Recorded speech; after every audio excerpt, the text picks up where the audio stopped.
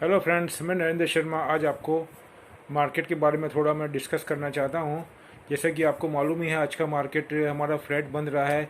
लगभग जिसको बोलना चाहिए 49,700 के करीब बंद रहा है और इसमें लगभग 600 550 से 600 पॉइंट का वॉलेटाइल मार्केट रहा, काफ़ी प्रॉफिट टेकिंग हुआ उसमें। और वर्ल्ड लेवल से भी कोई सपोर्ट था नहीं इसमें। और माहौल भी थोड़ा ऐसा ही है, इन्फ्लेशन का मैटर है, क्रूड ऑयल का मैटर है, लिक्विडिटी एक्सेस का मैटर है। और यूएस के अंदर जो यील्ड के प्राइस है वो बढ़ रहे हैं, वो भी एक इंडिकेशन है, वो ख़राब है इक्विटी मार्केट के लिए। उसकी वजह से मार्केट में प्रॉफिट टेकिंग आना था, वो लाजमी था। लेकिन अभी आज का माहौल देख के ऐसा लग रहा है कि नास्डेक डाउन जोन्स में काफ़ी ज़्यादा प्रॉब्लम था अभी, जिसको बोलते हैं प्री मार्केट में। लेकिन वहाँ के जो फेडरल गवर्नर हैं मिस्टर पॉवेल, उनकी स्पीच के बाद में काफ़ी ज़्यादा कंट्रोल हुआ है और बहुत ज़्यादा रिकवरी हुई है। बाद में आपको मैं वापस इंडिया की मार्केट की तरफ लेके आता हूँ और बताना चाहूँगा कि इंडिया के अंदर जो एफआईआई है, डैशबोर्ड की बात करूँ तो उन्होंने लगभग आपको मैं बताना चाहूँगा कि 1100 से 1200 करोड़ के करीब उन्होंने सेलिंग किया है। और डीआईआई ने जिसको बोलना चाहिए 227 करोड़ का नेट बाइंग किया है। उसको देखते हुए यहाँ पे सो लग रहा है मार्केट। लेकिन फिर भी आज की मार्केट के अंदर हम देखने जाएं तो काफ़ी चर्निंग उन्होंने किया है। लेकिन मेटल सेक्टर में, जैसे कि मैं आपको मेरा कंटिन्यू 3 वीडियो में बोल रहा हूँ कि I am continue very bullish for metal sector, और पूरा का पूरा मेटल मैंने आपको बोला है। और आज भी मैं आपको यही बताना चाहता हूँ कि जिस हिसाब से मैंने स्टडी करी है, आने वाले टाइम में भी मेटल में इतना ज़्यादा बुलिशनेस और डिमांड दिख रहा है कि उसमें मुझे डाउन टर्न बिल्कुल भी नहीं दिख रहा। हो सकता है थोड़ा प्रॉफिट टेकिंग हो, लेकिन हम अगर मेटल में ही काम करें तो मुझे उसमें बहुत अच्छी गुंजाइश दिख रही है। मैं आपको एक चाइना का एग्जांपल देना चाहूँगा। चाइना के अंदर एक फंड है जिन्होंने 1 बिलियन के अबव उन्होंने डील करी है कॉपर के अंदर, और वो भी अप्रैल और मई के फ्यूचर के कॉन्ट्रैक्ट्स उन्होंने लिए हैं। उसका कॉन्ट्रैक्ट का जो साइज़ है वो नियर अबाउट 20,000 कॉन्ट्रैक्ट्स उन्होंने किए।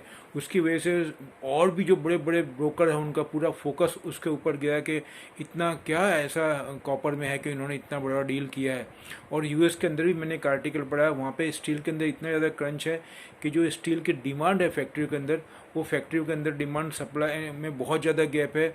उनको डिमांड बहुत है लेकिन सप्लाई बिल्कुल नहीं मिल रहा है। अब जो भी कारण है कोविड की वजह से, लेकिन ये मैटर एसोसिएशन ने मिल करके जो बाइडेन साहब तक भी पहुंचाया है कि भाई इसके अंदर आप जो डोनाल्ड ट्रम्प साहब की पॉलिसी थी उसको रिफॉर्म करो, उसको चेंज करो, और अभी जो शॉर्टफॉल है उसके लिए इंटरनेशनल मार्केट को ओपन करो, ऐसा करके उन्होंने रिक्वेस्ट की है। क्योंकि फैक्ट्री के अंदर जो डिमांड है उसके हिसाब से उनको सप्लाई आ ही नहीं रही है, वो भी एक मैटर है। तो ये सब मैटर को अगर आप देखेंगे तो पूरे वर्ल्ड के अंदर, और चाइना मेन है, यूएस मेन है, यूरोप के अंदर भी काफ़ी ज़्यादा डिमांड है।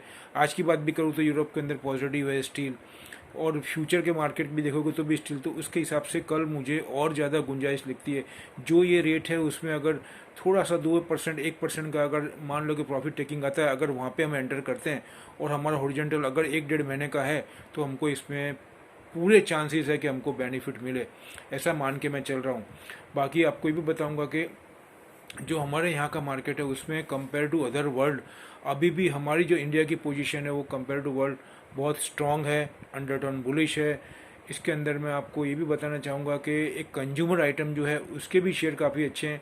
जैसे कि मैंने आपको कल भी बताया था, कल मैंने आपको बताया था ये यूनिलीवर, हिंदुस्तान यूनिलीवर, उसमें आप देखेंगे तो उसमें लगभग 10 से 15 रुपये 20 रुपये ऐसा ऊपर ही रहा, क्योंकि वो एक इंडेक्स मेंटेन के लिए यूज़ करते हैं उसको टूल की तरह।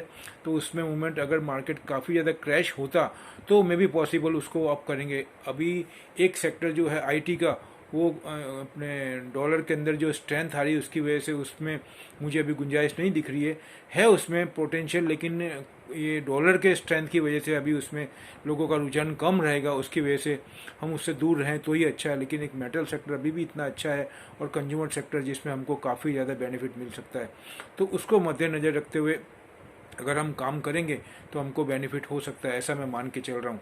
लास्ट में आपको मैं ये बताना चाहूँगा कि आने वाले कुछ टाइम तक जो मैं पढ़ रहा हूँ और स्टडी कर रहा हूँ कुछ टाइम से, उसमें मुझे मेटल में बहुत गुंजाइश दिख रही है। इसलिए बी फेयर होकर के और बिल्कुल निडर होकर के इसमें काम करें, लेकिन स्टॉप लॉस का फिर भी ध्यान रखें, क्योंकि ये मार्केट है, इसमें सेलिंग प्रेशर या कुछ ऐसा रीज़न आता है जिसकी वजह से आ सकता है। तो अगर हमने स्टॉप लॉस का यूज़ किया है तो हमारा जो मिनिमाइज लॉस है वो हम कर सकते हैं, ऐसा मैं आपको बताना चाहूँगा। लास्ट में मेरा इसके में ये रहेगा कि आप जो भी इसमें काम करें, इसके में जो मैं बता रहा हूँ आपको, उसमें आपके जो एक्सपर्ट्स हैं उनकी सलाह सूचन से ही काम करें, और आगे अपने कोविड के लिए ध्यान रखें और अपने फैमिली का भी ध्यान रखें। जय हिंद, थैंक यू।